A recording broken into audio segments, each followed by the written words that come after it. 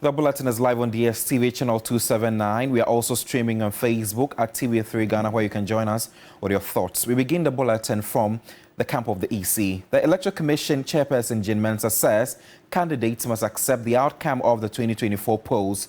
She made this comment during the presentation of the Democracy Cup to the EC by the leadership of Parliament. We commit to ensuring transparency in all aspects of our work. Our activities are open, as I mentioned, right from the registration through to the declaration of elections.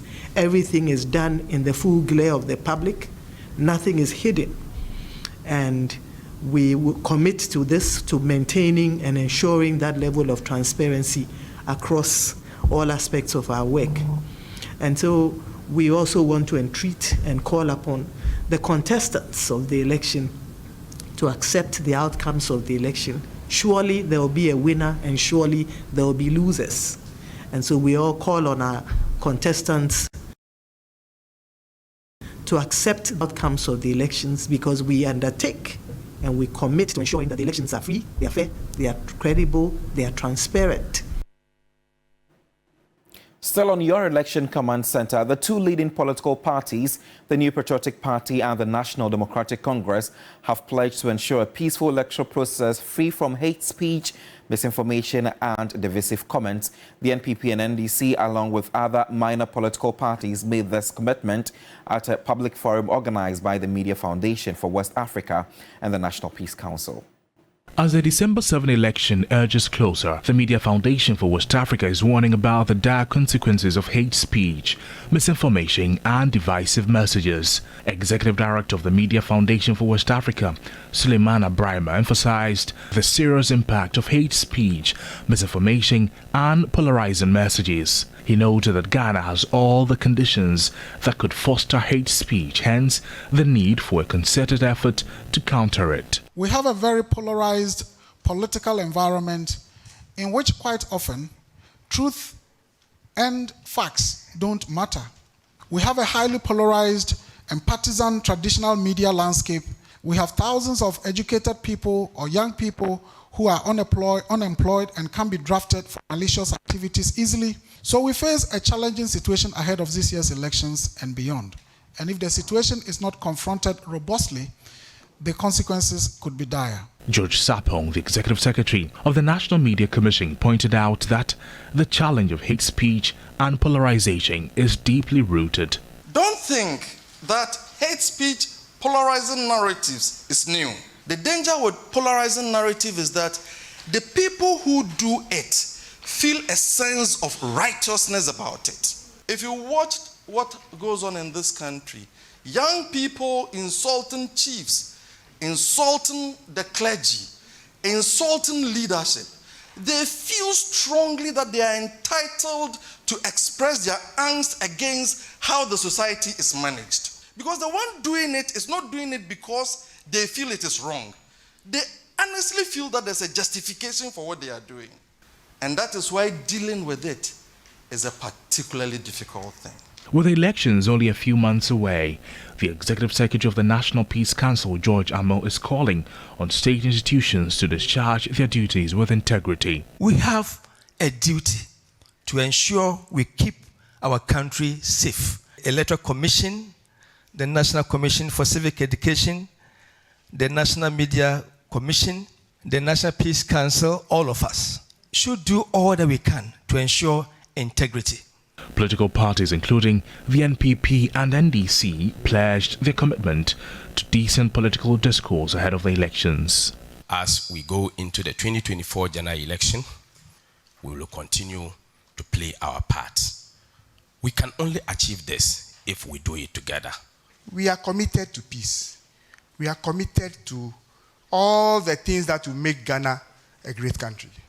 We are committed to all the things that would help us go through a free, fair, and transparent elections.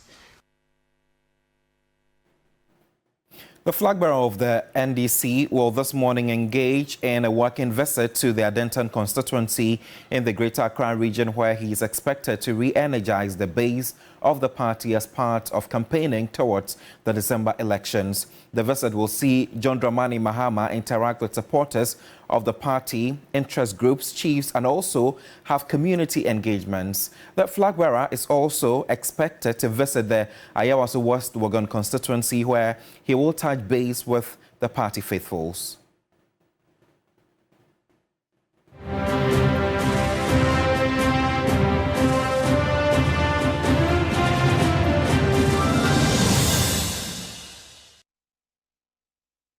Trust my colleague Komla Kloche to bring us up to speed when the tour starts in the Adentan constituency. Away from that, President Akufo-Addo has appointed Commissioner of Police COP Christian Tete Yohuno as the new Deputy Inspector General of Police in charge of operations. A statement signed by the Director of Communications at the Police of the President explains that the appointment is based on the advice of the Police Council, and adds that COP Christian Tete Yohuno is a distinguished law enforcement officer with a career spanning over 3 decades and has held various key positions within the Ghana Police Service. President Akufo-Addo extended his heartfelt congratulations to COP Christian Tete Yohuno on his well-deserved appointment and wishes him the very best in the discharge of his duties.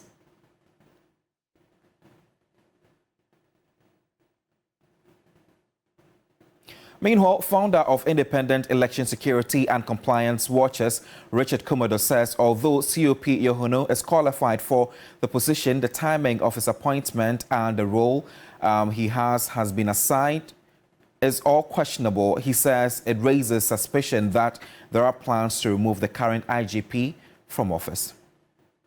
So Yohuno is overqualified to become an IGP or a deputy IGP in that regard. The timing is a bit of a suspicion. Then I'm thinking what is going around that they are preparing the grounds to take away Dan Parry and replace him. It might be something that we are looking at. To the extent that they have assigned him designation, I don't think it's the responsibility of the presidency to be appointing people in that regard and assign them designation. Very soon, you might be seeing deputy IGP in charge of prosecutions, deputy IGP in charge of intelligence, deputy IGP in charge of many things, international relations, and so. Making him a deputy IGP would have been enough, but assigning him a designation is my worry.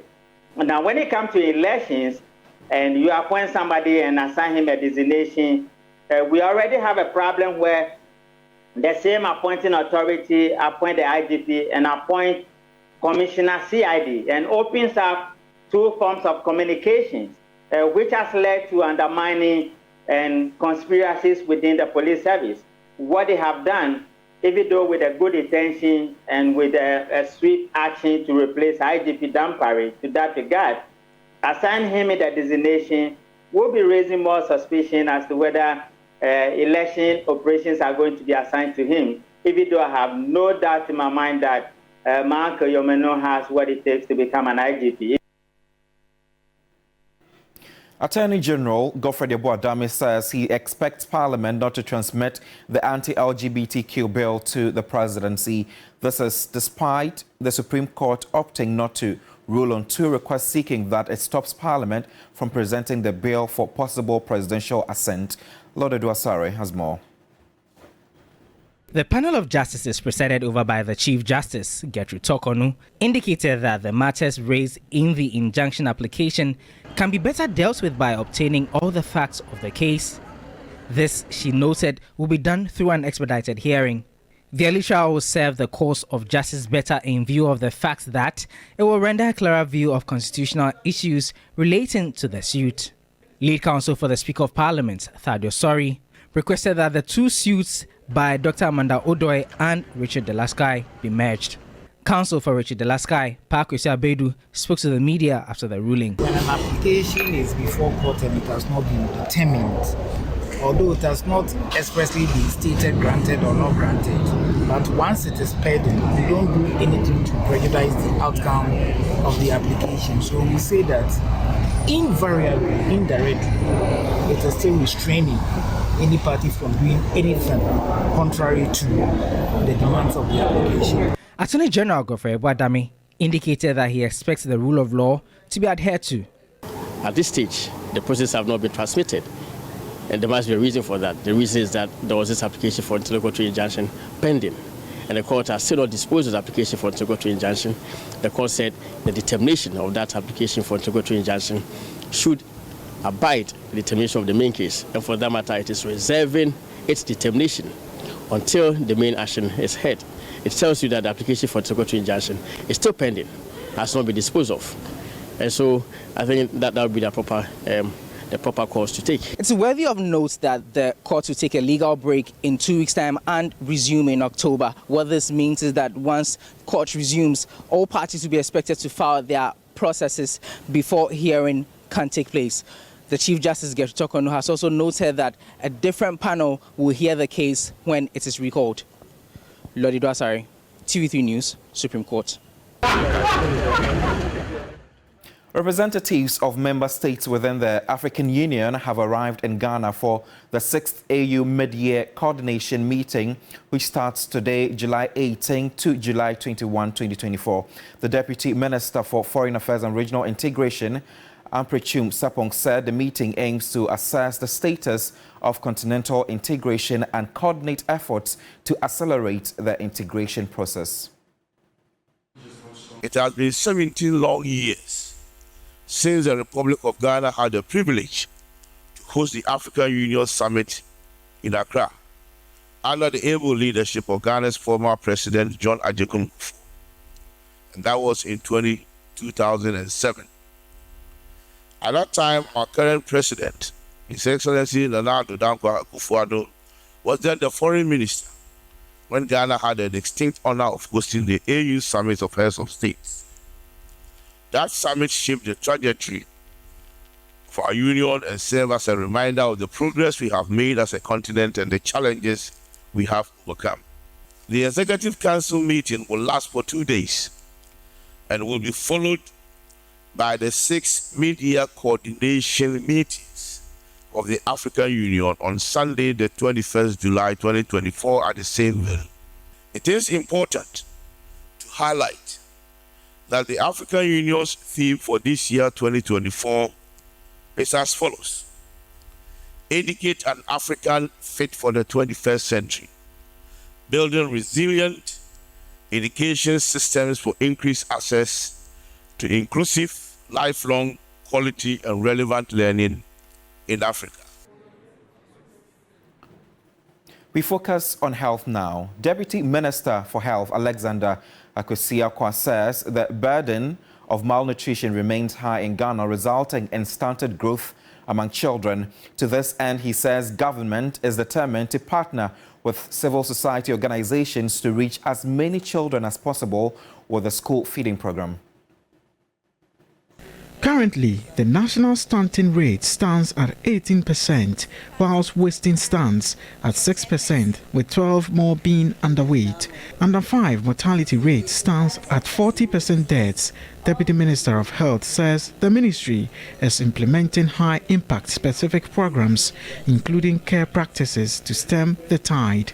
We need to commend World Vision for introducing this campaign, because if you look at the real instrument of the campaign, is the fact that we have to ensure that our kids have enough to eat. This goes to support the government's school feeding program. There are children who are kept out of school because they don't have food to eat.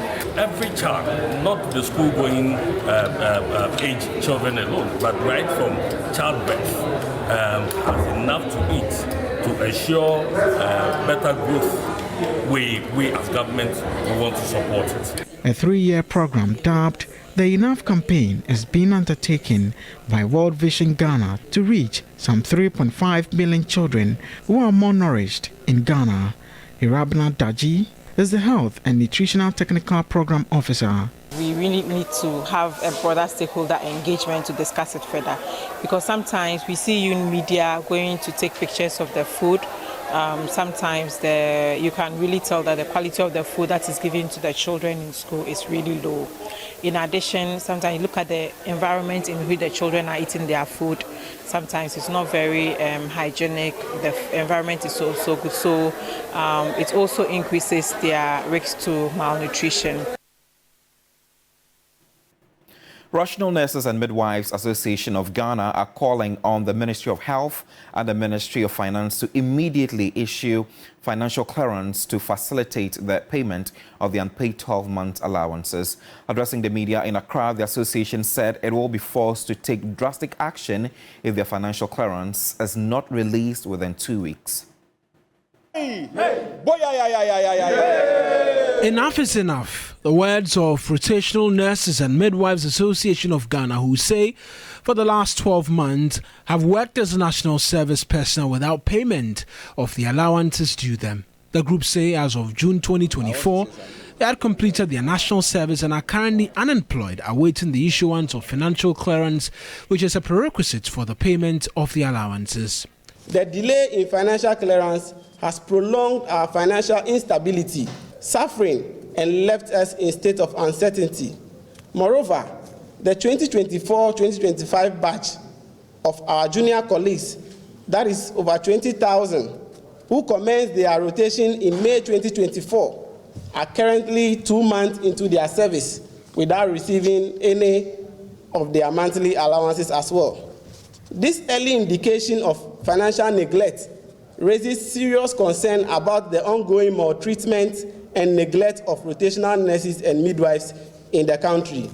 The National Youth Coordinator of the Ghana Registered Nurses and Midwives Association, Prince Uponi Frimpong, underscored the critical role of rotational nurses and midwives in nation building.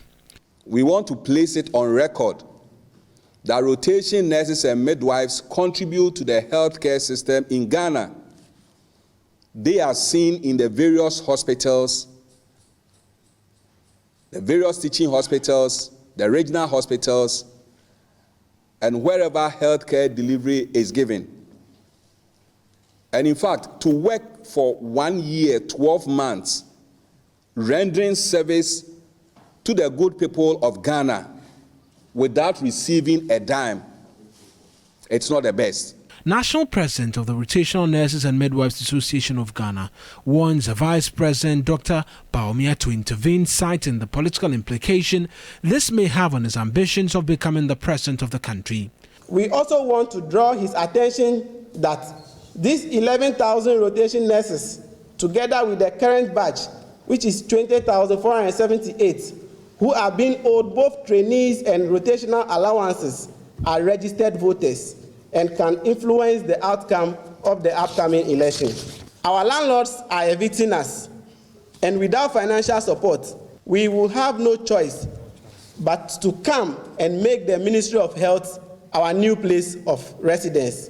The association, among other things, also urged government to employ all qualified nurses and midwives from the 2020, 2021 and 2022 batches to make effective use of the acquired skills and meets the healthcare needs of the country. We are keeping an eye on the rotational nurses and will definitely continue to share their plight until the allowances are resolved. 24 hours after government laid the controversial lithium mining agreement in Parliament, MPs are yet to receive copies of the bill that seeks to ratify the mining of lithium in the Ewoya area of the Central Region. There has been resistance from locals in the area, leading to massive demonstrations in the Central Regional town. The minority is cautioning against the lack of information on the agreement, despite referral to the Lands and Natural Resources Committee for consideration. Parliament is getting into trouble these days for laying things we haven't seen. We have cautioned a number of times this last week that we want to be sure that items being laid in this House comply with the standing orders in terms of sufficient copies are made available and given to members. We had a difficult time laying the agreements on lithium and bauxite. Mr. Speaker, when it was finally laid, till today, nobody has seen a copy. They will wait until a time that they will quickly say that, oh, time is passing, let's deliberate. Then they send the document to committees. Mr. Speaker, once again, everything that have been laid last week and this week, if the side opposite will make sure that members are given copies of what have been laid, so we don't wake up and get surprises in the media as to what has been laid and what has not been laid. It is very important. It is not our side that is supposed to make those documents available to members. Is it the burden of the sponsoring authority or minister to submit sufficient quantities, or is it for us, the table office, to reproduce? That we have not as of yet determined that. So the responsibility will not be placed on the plaza table when the orders provide that as soon as sufficient copies are available in their office. Who makes it available? Is it the office of the clerk? The press, our own press is here to do these things. So is the burden on them or the burden on the sponsoring authority to submit it to us? I think we should be very clear in our mind so that we don't apportion blame. There are more stories if you log on to 3news.com. My name is Godwin Asideba, and that's how we end the morning news here on TV3. New Day continues shortly with the team. Do stay with us and have a good morning. Bye-bye.